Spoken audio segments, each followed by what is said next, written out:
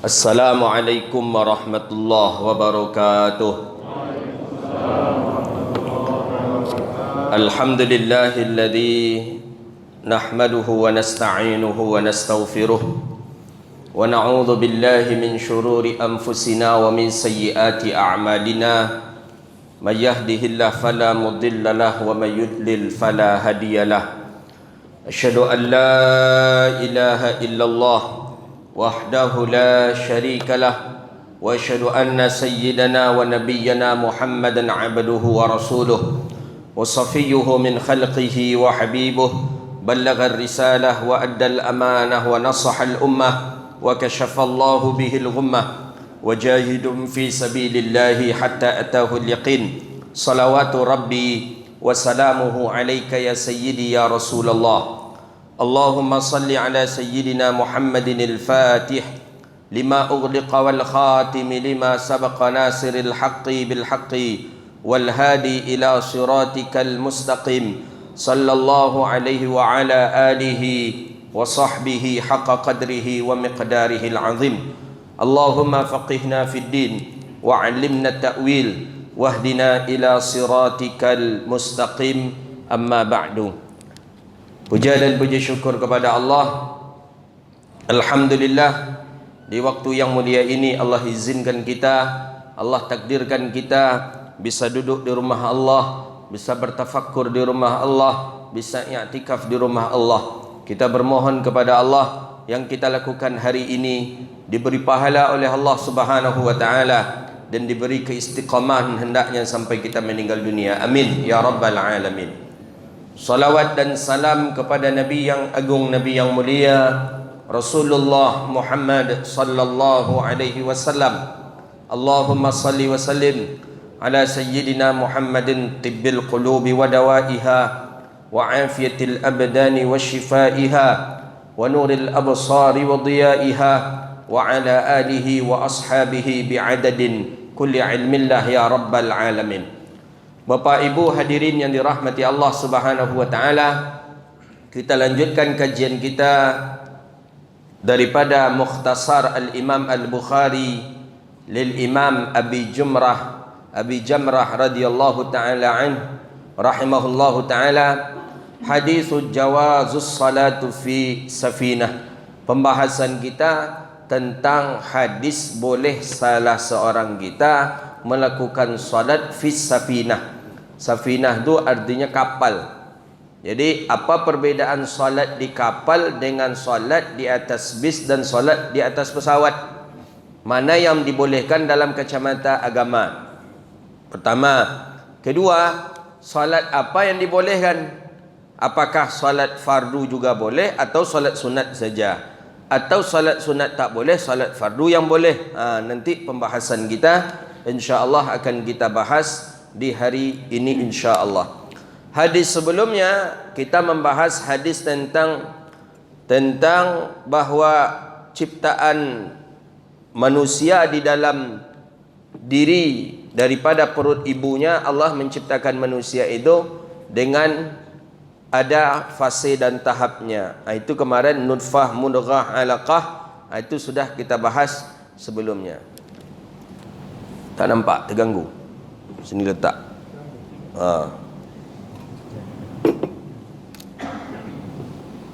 Nanti teh pula yang ditonton orang-orang nak nonton ustaz, teh pula yang ditonton orang.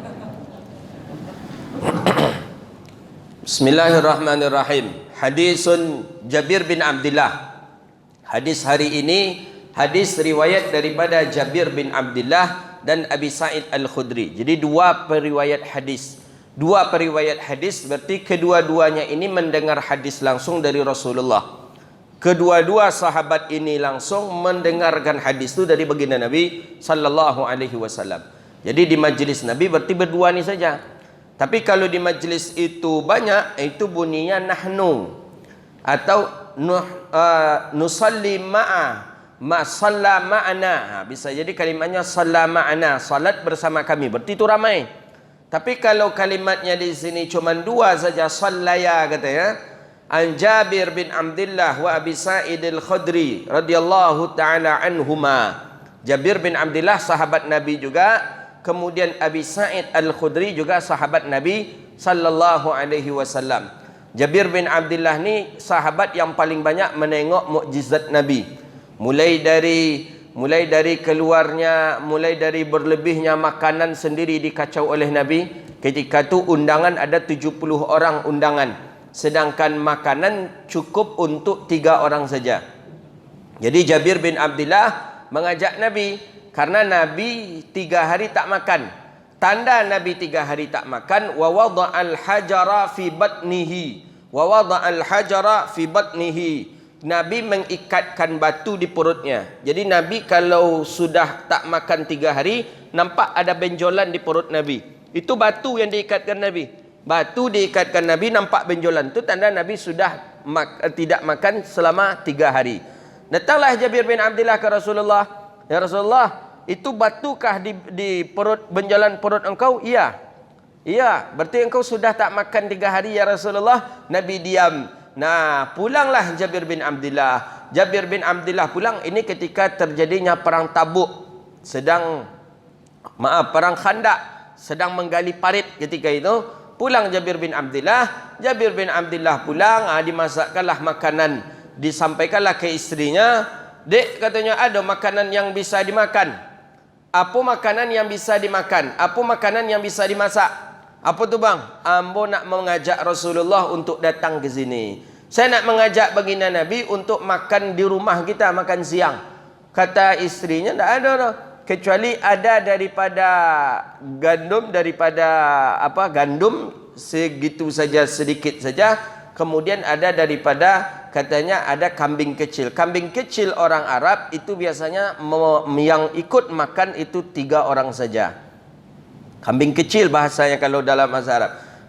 Masaklah, diundanglah Rasulullah. Ya Rasulullah, nanti makan siang di rumah saya ya Rasulullah, kata Jabir bin Abdullah. Baik, kata baginda Nabi kepada Jabir bin Abdullah. Setelah pas datang waktunya, Nabi langsung mengumumkan kepada 70 orang yang ikut dalam menggali parit ketika itu.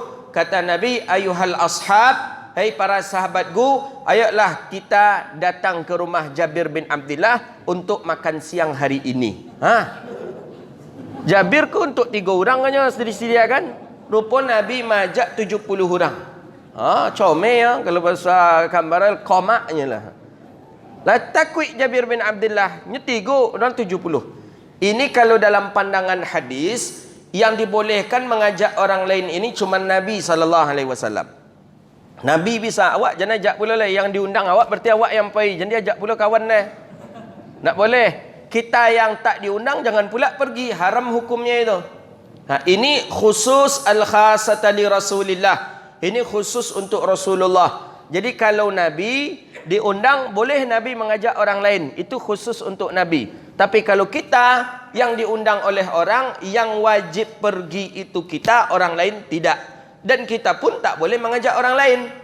Jadi umpama yang diundang, Ustaz, nanti datang ke pernikahan anak saya Ustaz, hari Sabtu jam sekian-sekian. Baik, saya saja yang diundang, saya yang pergi. Ustaz, datang nanti pesta perkahwinan anak saya di hotel itu hari Ahad. Ya Ustaz ya, baik, saya saja yang pergi. Iko ada orang yang diundang inyonya, bawa anaknya, bawa mintuanya, bawa cucunya, pergi makan siang gratisnya ke tempat orang baralek tu. Bekau mai siang amplop 50,000 je lah tu. Tak boleh. Kecuali kalau dibunyikan beserta keluarga, itu bawa lah, kenapa dah? Tapi kalau yang diundang kamu aja, ya, berarti kita saja wajib pergi. Ustaz, nanti datang ya, anak kami pesta nanti ni hari Ahad ini. Baik, insya-Allah. Berarti ambo yang pergi, anak isteri jangan dibawa pula lagi. Tapi kalau Ustaz, nanti datang saya mengundang Ustaz acara pesta anak saya di hotel itu. Bawa keluarga Ustaz. Tu barulah dibawa. Iku indah dah. Yang diundang cuma awak, anim dibawa 8 banyak. Ya 8. Min tua berdua. Anak berampai 6. Bini cie 8. 7 sama je nya 8 nya bawa depa makan siang gratis.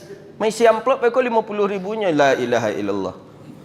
Ada model itu Ustaz. Ada pun tak pula. Lain dan berjahit-jahit saku je lah. Berjahit sakunya payah pergi ke luarnya. Model itu nya buat itu. Jangan masak dulu keciknya ke bininya. Makan siang baralik saya buat beko je. Tak boleh. Ya, itu perlu diingat itu. Kalau yang diundang tu kita saja berangkat, tak boleh kita buat yang lain. Jadi kata Jabir ke baginda Nabi, ya Rasulullah, persediaan cuma untuk 3 orang ya Rasulullah. Bagaimana? Kata Nabi, jangan itu engkau pikirkan. Tak usah engkau memikirkan itu, kata Nabi kepada Jabir. Tapi kata Nabi, jangan engkau angkat periuk itu dari tungkunya kecuali setelah aku datang. Itu pesan Nabi ke Jabir bin Abdullah. Lah, belah 70. Banyak 70 tu. Datang 70 tu ke rumah Jabir bin Abdullah. Bini Jabir lah, takut kau mencari malu saya abang. Kau abang kau memang tak stage je. Mencari malu je. Datang. Jadi kata Nabi, di mana tungkunya? Situ ya Rasulullah. Dikacaulah dek Nabi. Dikacau dek Nabi. Kemudian Nabi mengatakan, waqsim lahum, bagikanlah kepada mereka. Diambillah dek Jabir, diberikanlah kepada 70. Lah dapat 70 orang kau, nani koko ndak jo usak-usak baru dah. Hendak je berkurang baru dah di dalam periuk, di dalam kancah tadi itu. Waqsim lahum, sehingga sahabat yang memakan itu mengatakan, syaba'na, kami kenyang. Cik lai, kami kenyang. Cik lai, kami kenyang. Cik lai, kami kenyang. Alhamdulillah. Itu mukjizat Nabi yang nampak oleh Jabir bin Abdullah. Jadi mukjizat Nabi Jabir bin Abdullah paling banyak yang menampakkannya itu langsung di hadapannya. Dan itu mukjizat Nabi. Nabi yang bisa tanya awak je buat ulama itu lah. Buat undangan 1000, dikonsumsi beko buat 500 porsi. Beko kacau lah beko jangan. Kacau lah, tambah hancur barang tu, tidak kau tambah tu.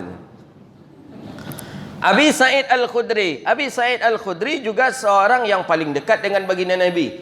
Satu-satunya orang yang bisa mengobati orang tergigit kala jengking itu cuman Abi Sa'id Al-Khudri di Madinah itu. Jadi orang lain tak pandai mengobatinya. Nabi satu, kemudian Abi Sa'id Al-Khudri satu. Nabi sudah teruji ketika Abu Bakar As-Siddiq digigit oleh kalajengking ketika berada di gua nak hijrah ke Madinah. Karena kalajengking ini bahaya sekali, bahaya. Kalau tergigit oleh kalajengking ini, kalajengking di Arab ya, kalajengking di Arab, dan itu bisa mematikan kalau lambat kita untuk mengobatinya. Sehingga kalajengking ini termasuk hewan yang dianjurkan kita membunuhnya. Dianjurkan, bukan kita dianjurkan memelihara ya, tak boleh justru memelihara kalajengking. Ada kalajengking dianjurkan kita membunuh. Takut mah lepas je lah. Tak boleh. Ada kalajengking bunuh. Sehingga ada ulama mengatakan kalau kita takut membunuh ular dan kalajengking tadi, kalajengking maksudnya, maka itu dikhawatirkan iman kita sedang lemah. Iman sedang lemah. Jadi nampak bunuh langsung, jangan kita pelihara, jangan kita jaga. Oh pelihara dulu lah Ustaz, nanti diambil bisanya mahal kata presiden kan ya. Apa boleh cara nak ambil kalau bisa kalajengking itu? Belum selesai bisa kalajengking itu kita ambil, kena pantak awak mati gitu. Jadi Abi Sa'id Al-Khudri seorang yang fakir dulunya, minta makanlah, datanglah ke rumah, datang ke rumah ditolak, datang ke rumahku ditolak, datang ke rumahku ditolak. Tidak ada yang nyium lagi Abi Sa'id Al-Khudri makanan. Tidak ada yang mau mengajak Abi Sa'id Al-Khudri makan. Akhirnya Abi Sa'id Al-Khudri berjalan. Jauh perjalanan. Dan ternyata orang rumah yang dia minta makan tadi, minta sedekah tadi, memiliki anak gadis. Anak gadisnya tu dipantak, digigit oleh kalajengking. Anak gadisnya tadi, heboh tetangga. Orang heboh, tolong anak kami digigit kalajengking. Karena kalau lambat bisa mati. Yang bisa mengobatinya cuma satu saja di Madinah setelah Nabi. Itulah Abi Sa'id Al-Khudri. Tolong anak kami, tolong, siapa yang bisa nolong? Datanglah seorang tetangga di Madinah ni yang bisa mengobati ni, yang bisa mengobati digigit kalajengking itu coba Abi Sa'id Al-Khudri. Carilah dia Abi Sa'id Al-Khudri. Dicari. Rupanya Abi Sa'id Al-Khudri sudah jauh. Abi Sa'id Al-Khudri, dijemput Abi Sa'id Al-Khudri untuk mengobatinya. Dan ternyata Abi Sa'id Al-Khudri, ini rumah yang aku minta sedekah tadi, kata Abi Sa'id Al-Khudri. Abi Sa'id Al-Khudri tetap masuk dan dibantu. Keluarga tadi ada yang kenal, ini laki-laki yang kita tolak tadi. Di antara mereka saling berbisik, Ini laki-laki yang kita tolak tadi. Laki-laki yang minta makan yang kita tolak tadi, inilah dia. Abu Sa'id Al-Khudri membacakan Al-Fatihah, kemudian ada dalam riwayat dengan air, ada yang kemudian diludahi saja oleh Abu Sa'id Al-Khudri, tempat gigitan bisa daripada kalajengking tadi langsung sehat dan sembuh ketika itu juga. Itulah dia Abu Sa'id Al-Khudri. Jadi setelah itu disediakanlah makanan, disediakanlah uang untuk Abu Sa'id Al-Khudri. Abu Sa'id Al-Khudri menolaknya. Aku mengobati bukan karena ini, kata Abu Sa'id Al-Khudri. Aku pun datang ke sini lagi kali ini bukan untuk ini, kata Abu Sa'id Al-Khudri. Itu dia pemaafnya sahabat-sahabat Nabi sallallahu alaihi wasallam. Awak kira-kira lah mau datang tu? Kira-kira lah di siku aja lah ya ni. Jangan cepet lah tahu lo kami tu nya. Capek lai. Payah mayokan balik tu balik tu. Awak apalagi orang kita. Ya indak dah, yang kurang ajar minta makan yang tadi tulak ada yang kini mati-matilah naknya. Kalau iyalah itu hebat memang. Cuba tengoklah besok lah nya. Jadi itu dia Abu Sa'id Al-Khudri dengan Jabir bin Abdullah. Masuk ke hadis. Apa bunyi hadis? Radhiyallahu anhuma sallaya fis safinati qa'imina wa qala al-Hasanu tusalli qa'ima ma lam tashqa ala ashabik taduru ma'ha wa illa faqa'ida. Hadis ini dalam Sahih Imam Al-Bukhari. Ini salah satu dalil bahwa perbuatan sahabat Nabi pun menjadi hujjah. Hujjah ni menjadi hukum, menjadi dalil. Ini yang perlu kita ingat. Tidak mesti Nabi tak mengerjakan maka kami tak mengerjakan. Tunggu dulu. Sahabat Nabi ada yang mengerjakannya. Kalau tak percaya dengan sahabat Nabi, mana lebih tinggi Nabi daripada sahabat Nabi? Kan gitu gaya orang-orang Wahaboy tu. Teman-teman kita kan itu dia. Mana yang lebih tinggi? Nabi pada sahabat Nabi? Tak bisa disamakan itu, bro. Nabi sendiri mengatakan, apa kata Rasulullah? Ikutilah sunnahku, kata baginda Nabi, wa sunnatul khulafa'ir rasyidin al-mahdiyyin min ba'di, dan sunnah khulafa'ir rasyidin mahdiyyin min ba'di. Jadi kalau begitu dengan kita mengikuti sunnah sahabat berarti kita meninggalkan sunnah Nabi? Tidak juga. Sunnah Nabi kita ikuti. Bagaimana cara mengikuti sunnah Nabi? Dengan mengikuti sunnah khulafa'ir rasyidin, sahabat Nabi sallallahu alaihi wasallam. Contoh, azan 2 kali Jumat. Imam Muslim menukilkan hadis di dalam Sahih Muslim. Azan 2 kali Jumat itu baru adanya di zaman Uthman bin Affan. Di zaman Nabi azan sekali. Di zaman Abu Bakar azan sekali. Di zaman Umar azan Jumat sekali. Di zaman Uthman bin Affan azan Jumat 2 kali. Kenapa azan Jumat 2 kali di zaman Uthman? Karena orang sudah ramai. Di pasar-pasar banyak. Kalau sekali saja azan, banyak yang masbuk, banyak yang tertinggal Jumat. Maka dibuatlah azan pertama untuk memberitahu dan mengumpulkan. Azan yang kedua menandakan si khatib sudah di atas mimbar. Uthman berani melakukan itu. Berarti Uthman pelaku bid'ah? Tidak. Sahabat-sahabat yang ada ketika Nabi hidup dulu dan hidup bersama Uthman bin Affan sepakat dan itu dibolehkan. Tidak ada satupun yang menyanggahnya. Maka azan 2 kali Jumat itu sudah menjadi ijma' sukuti, disepakati oleh para sahabat Nabi sallallahu alaihi wasallam. Jadi mana yang lebih khair? Kan itu kata teman-teman kita dari kalangan Salafi. Mana yang lebih baik, mengikut Nabi kah atau mengikut Uthman bin Affan? Menurut mereka bagus azan sekali karena mengikut Nabi daripada azan 2 kali mengikut Uthman. Menurut ahlu sunnah wal jamaah, mengikut Uthman itu sudah sama dengan mengikut Nabi. Kenapa? Nabi juga menyuruh kita untuk mengikut Uthman bin Affan.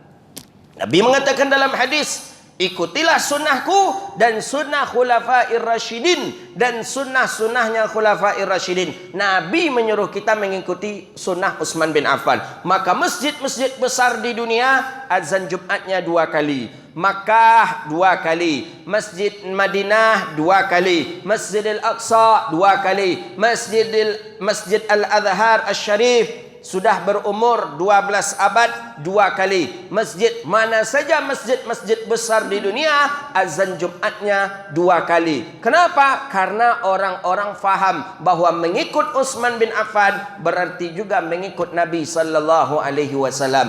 Jadi yang sunnahnya mana Ustaz? Yang sunnahnya adalah azan 2 kali mengikut Utsman bin Affan. Masjid Furqan berapa kali? 2 kali. Berarti termasuklah mengikut Nabi sallallahu alaihi wasallam dengan Utsman ibn Affan. Maka hari ini banyak orang yang teriak sunnah ngikut sunnah ngikut sunnah. Dia tak faham betul sunnah baginda Nabi sallallahu alaihi wasallam. Ini salah satunya juga nih. Sahabat melakukan, Nabi tidak ada melakukan. Tapi dinukilkan oleh Imam Bukhari di dalam sahihnya. Berarti hadis ini hadis yang salihun lil ihtijaj. Hadis yang boleh dijadikan hujjah, hadis yang boleh dijadikan dalil. Inilah dia. Banyak contohnya tarwih. Salat tarwih berjamaah ke masjid itu yang melakukannya Umar bin Khattab. Di zaman Nabi salat tarwih ke masjid cuma 3 hari, dalam riwayat lain 4 hari. Kemudian selebihnya Nabi salat di rumah. Di zaman Abu Bakar salat di masjid tapi tidak berjamaah, satu-satu saja. Di zaman Umar, di zaman Abu Bakar di situ salat tarwih pula, di sudut itu salat tarwih pula, tengah salat tarwih, situ salat tarwih, itu di zaman Abu Bakar. Di zaman Umar dikumpulkan oleh Umar semua. Hei, yang dari sana ke sini, yang sini merapat ke sini, buat saf, dibuatlah saf. Kita salat tarwih ketika itu 20 rakaat dan yang jadi imam ketika itu Umar ibn al-Khattab. Jadi melakukan bid'ah berarti bukan. Nah, ini dia permasalahannya. Iya, bid'ah. Umar mengatakan hadza ni'mul bid'ah. Inilah nikmat bid'ah. Jadi bid'ah itu bukan sesat semuanya, ada nikmatnya juga rupanya. Nah, jadi Nabi tidak ada pernah melakukan salat tarawih berjamaah. Tidak pernah. Umar bin Khattab melakukannya di masjid. Nah, jadi banyak lagi perkataan-perkataan sahabat juga dijadikan sebagai dalil. Jadi tidak bisa kita langsung ke Nabi. Nabi nak mengerjakan, kemangko kami nak mengerjakan. Tidak bisa. Tetap ada prosesnya daripada sahabat Nabi sallallahu alaihi wasallam. Contoh lagi, salat sunat wudu. Salat sunat wudu, siapa yang mengerjakan salat sunat wudu? Sayyidina Bilal. Bilal bin Rabah. Ketika Nabi sallallahu alaihi wasallam mendengar daripada detak kaki sendal sepatu Bilal bin Rabah di surga, Nabi tanya, Nabi panggil Bilal, ya Bilal, tunjukilah kepadaku apa amalan yang engkau amalkan. Kata Bilal, tidak ada ya Rasulullah. Saya tidak mengamalkan apa-apa ya Rasulullah. Ya, tolong sampaikan, tunjukkan. Nabi mengaji ke Bilal. Kata Nabi, tolong tunjukkan. Apa yang engkau lakukan Bilal? Tidak ada ya Rasulullah. Memang kenapa ya Rasulullah? Kata Nabi, aku mendengar detakan daripada telapak kaki engkau ada di surga. Orangnya baru di dunia, tapi tarompanya bunyi tapaknya lah sampai ke Sarugo. Itu Bilal tu. Kita alun lah dah. Kita tak bisa baru. Ya, kok Bilal mana lah nama kita, alun je bisa sampai ke situ. Itu amalan Bilal. Jadi apa kata Bilal? Ya Rasulullah, setiap aku berwudu dan aku salat 2 rakaat. Setiap aku berwudu, aku salat 2 rakaat. Setiap aku berwudu, aku salat 2 rakaat. Berarti Nabi tidak ada mengajarkan ke Bilal. Nabi tak mengajarkan ke Bilal. Jadi awal pertama yang melakukan salat sunat wudu adalah Bilal bin Rabah.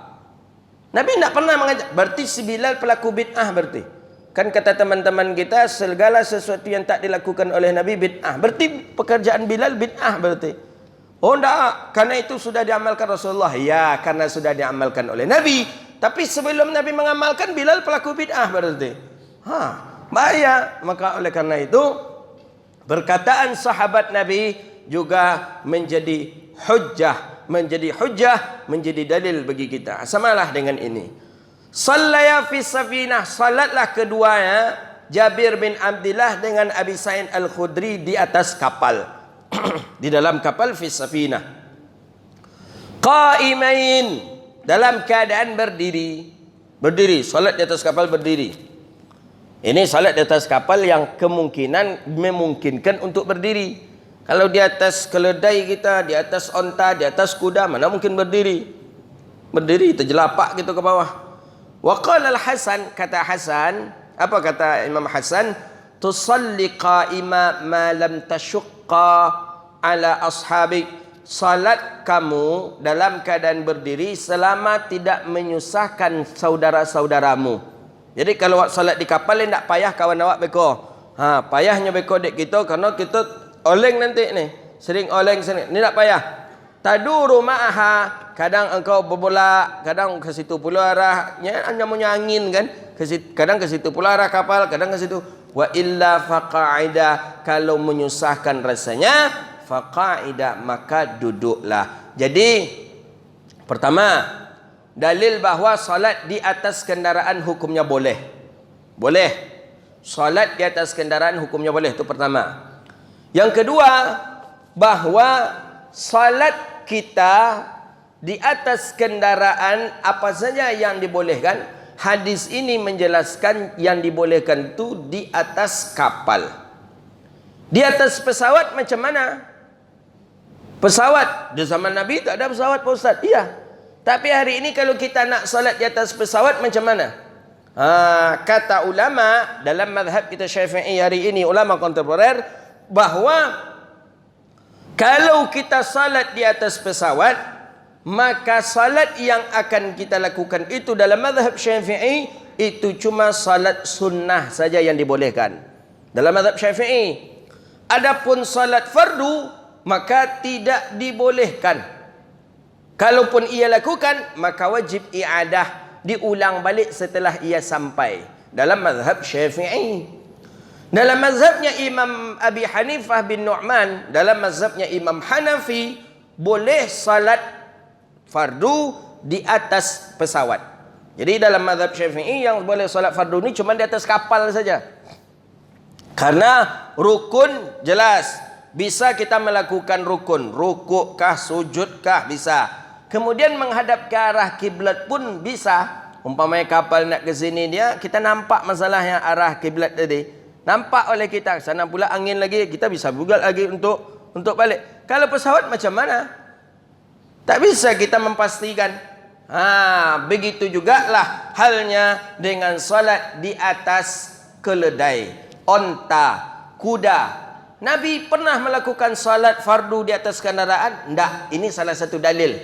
Hadis riwayat Jabir juga di dalam hadis Bukhari bahawa Nabi ketika hendak melaksanakan salat sunat nawafil, Nabi menghadapkan kepala keledainya ke arah kiblat. Jadi Nabi menghadap ke arah kiblat dulu dengan keledai, kemudian Nabi takbir Allahu Akbar, barulah keledai ini balik lagi ke arah jalan, berjalan. Itu Nabi lakukan salat sunnah. Apabila faraid, apabila Nabi salat fardu, maka Nabi turun dari kendaraannya. Hadis itu sahih dalam Sahih Bukhari.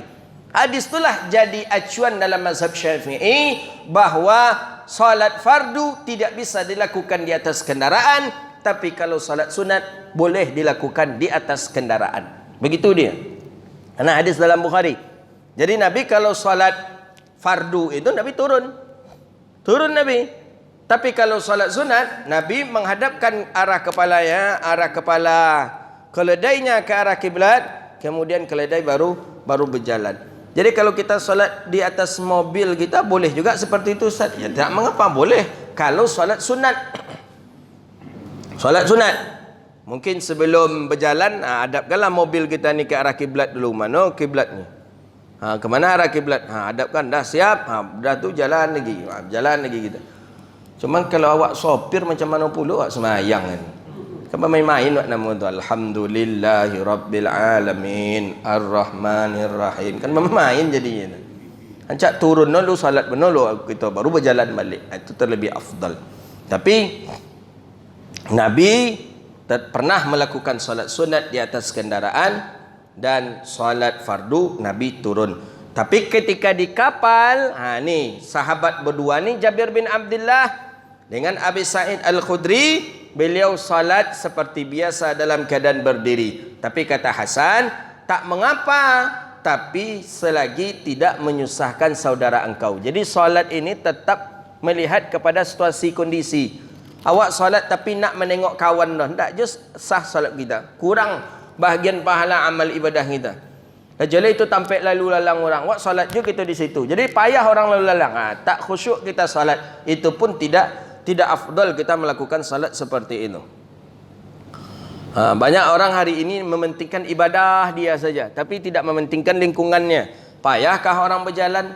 Payahkah orang lawat? Payahkah orang payahkah orang nak duduk ke pengajian? Ada orang-orang kita yang tidak mementingkan daripada orang lain. Padahal puncak daripada ibadah adalah dengan manusia hubungannya baik, dengan Allah pun hubungannya sangat erat.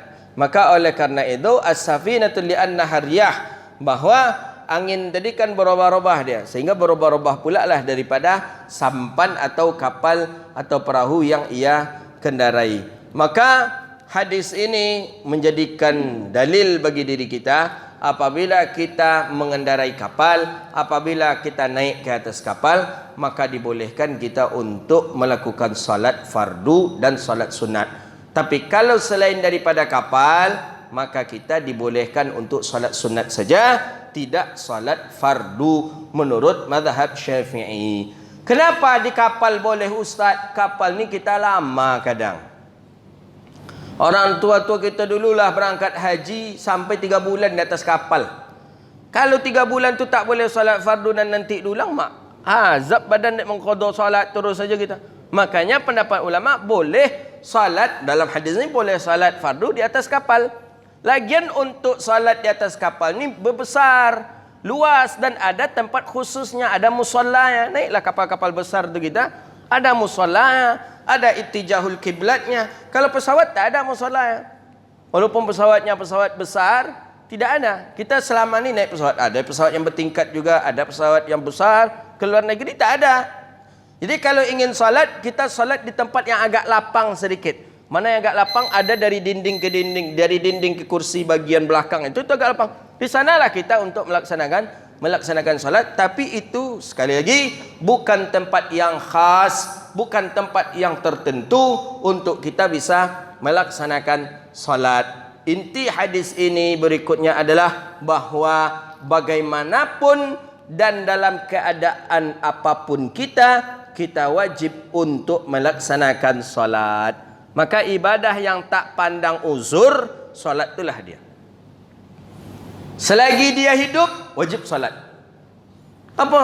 Oh, saya sakit ustaz, jadi tak bisa berdiri, duduk. Saya kalau lama-lama duduk ustaz bisa pusing ustaz, tidur.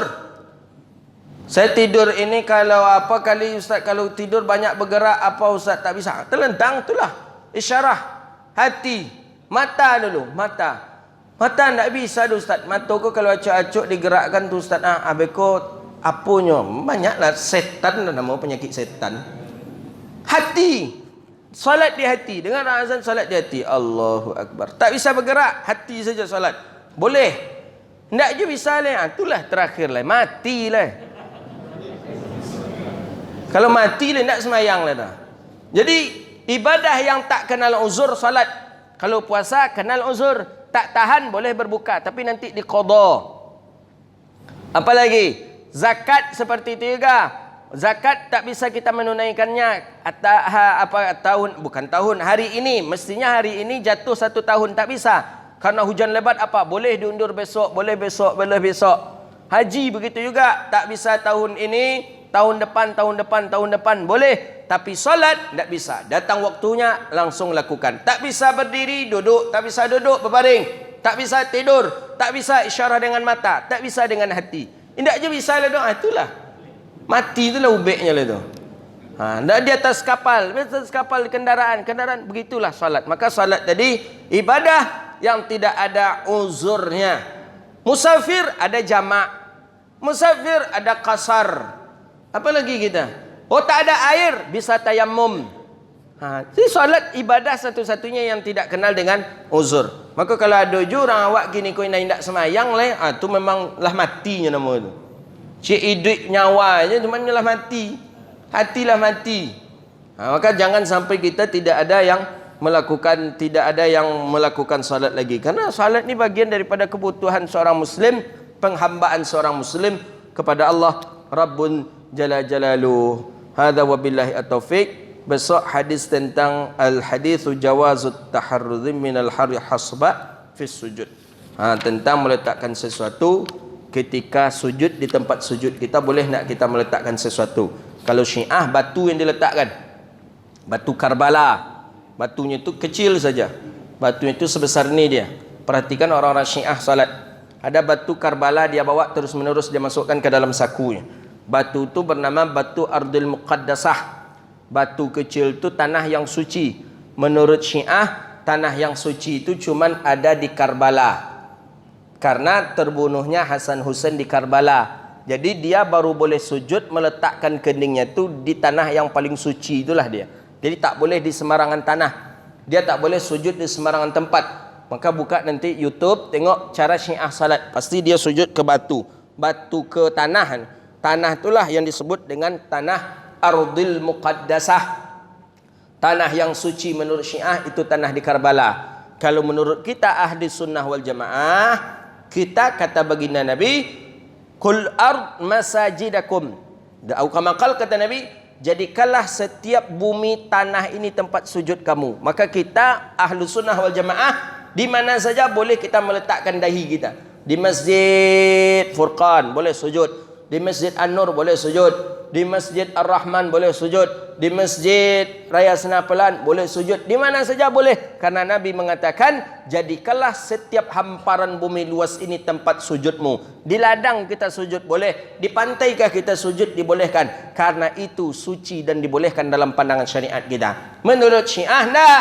Menurut Syiah, bolehnya sujud itu di Ardil Muqaddasah, tanah yang suci. Tanah suci itulah dia Ardil Muqaddasah, batu yang dia berasal dari Karbala. Jadi orang Syiah tu kalau ingin salat mesti mencari batu tu dulu. Kalau tidak ada batu tu boleh dia pinjam.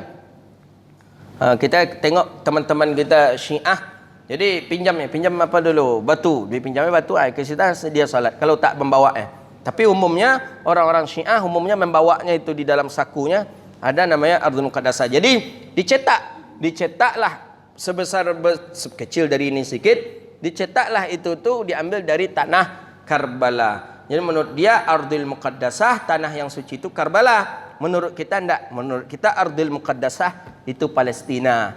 Palestina, Baitul Maqdis.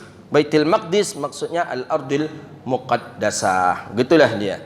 Jadi insya-Allah besok pembahasan kita tentang meletakkan sesuatu di hadapan ketika kita hendak melaksanakan sujud. Hadza wabillahi at-taufiq. Ada pertanyaan? Silakan. Assalamualaikum. Ini agak lari dari masjid Ustaz.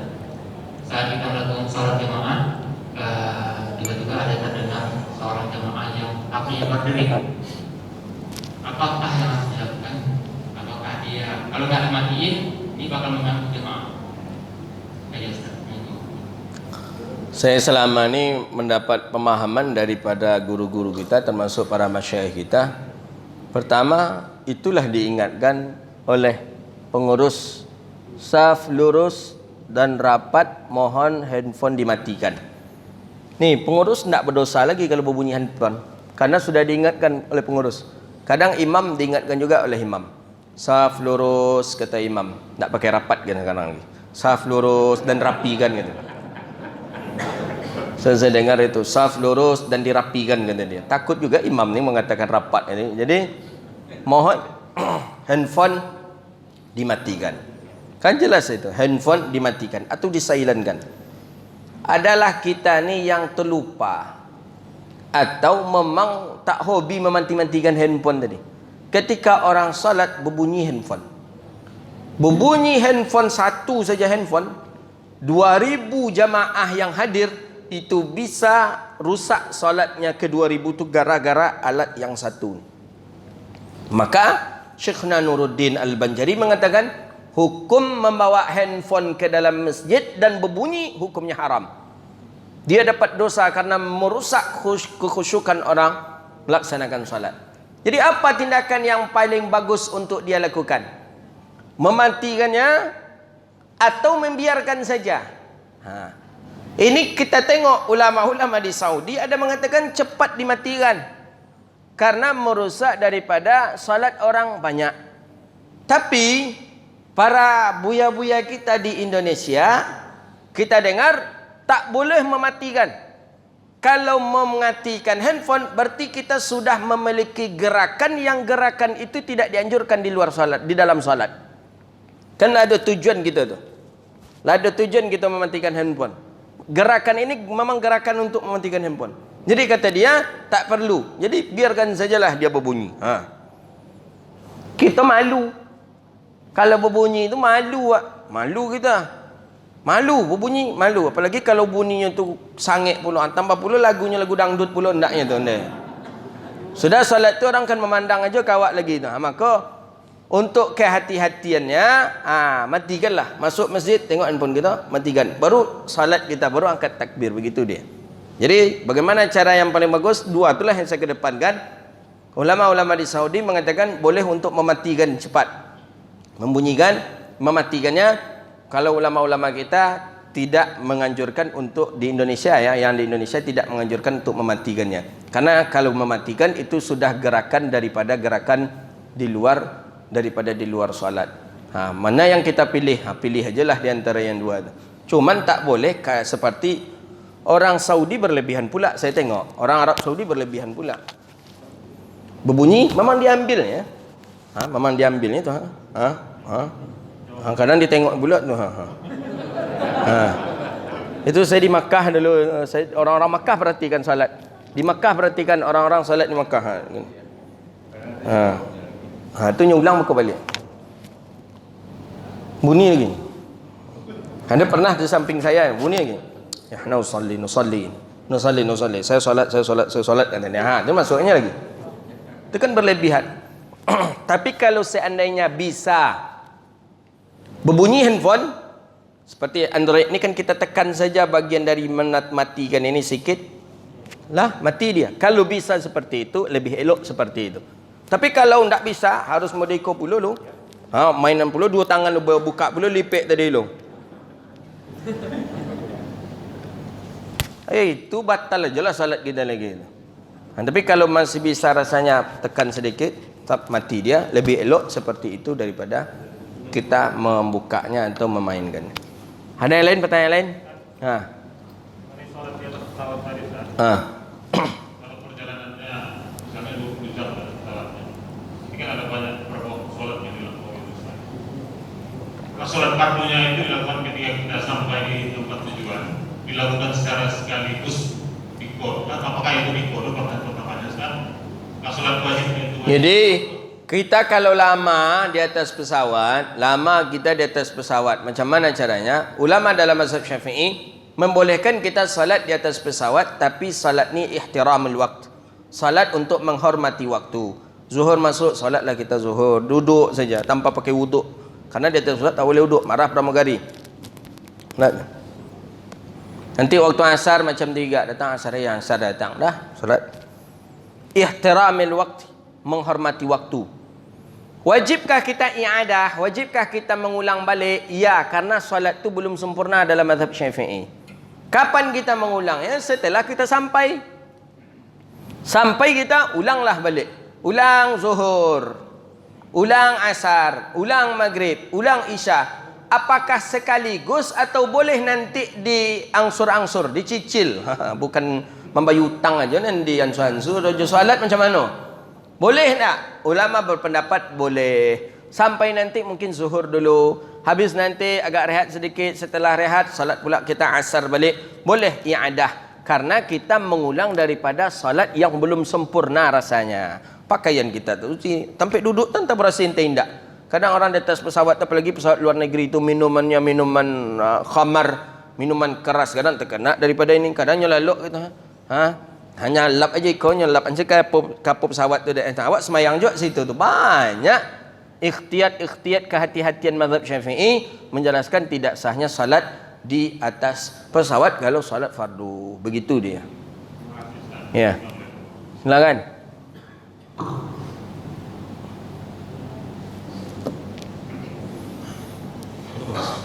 Assalamualaikum warahmatullahi wabarakatuh. Assalamualaikum warahmatullahi wabarakatuh. Soalan azan tadi Ustaz, azan di waktu Jumat itu kan ada yang mengatakan bahwa azan pertama itu tidak di waktunya.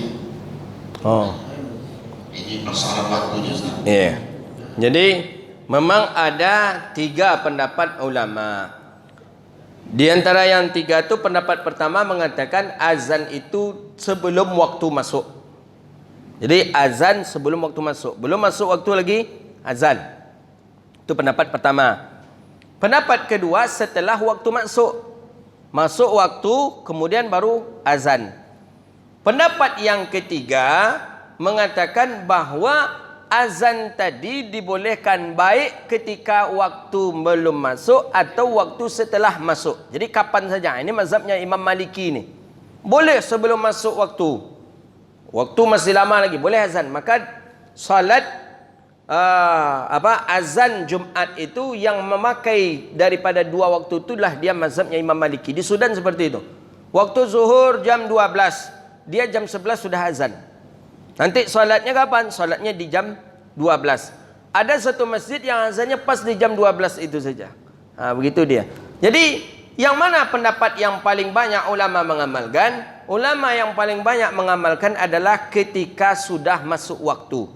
Masuk waktu, kemudian azanlah kita dengan azan yang pertama. Begitu dia pas di waktu masuk. Karena menunjuki bahawa sesungguhnya azan itu waktu sudah masuk. Ada yang kedua mengatakan bahawa yang azan itu ketika kita azan itu sebelum masuk daripada waktu. Karena ingin mengumpulkan orang yang dari pasar tadi. Begitu. Cuma ulama-ulama kita dalam mazhab Syafi'i banyak mengamalkan setelah masuk waktu. Jadi masuk waktu langsung azan pertama dan itu tidak panjang. Tidak lama fasalnya tidak lama perbedaan atau perpisahan waktunya. Karena setelah azan salat sunat 2 rakaat, setelah itu langsung si khatib naik ke atas mimbar. Begitu dia. Jadi nak azan sebelum masuk waktu juga boleh, ada dalilnya. Nak azan ketika masuk waktu juga boleh dan ada dalilnya. Begitu dia. Baik, itu saja kajian kita. Mudah-mudahan bermanfaat dan Allah berkahi kehidupan kita dunia wal akhirah. Amin. Ya rabbal alamin. Rabbana atina fid dunya hasanah wa fil akhirati hasanah wa qina adzabannar. Allahumma faqihna fid din wa 'allimna at-ta'wil wahdina ila siratikal mustaqim. Allahumma barik lana fi auladina وذريتنا واحفظهم ولا تدرهم وفقنا وفقهم لطاعتك وارزقنا برهم برحمتك يا أرحم الراحمين ربنا آتنا في الدنيا حسنة وفي الآخرة حسنة وقنا عذاب النار وصلى الله على سيدنا ومولانا محمد وعلى آله وصحبه أجمعين سبحان ربك رب العزة عما يصفون والسلام على المرسلين والحمد لله رب العالمين. Mohon maaf wabillahi taufiq. Assalamualaikum warahmatullahi wabarakatuh.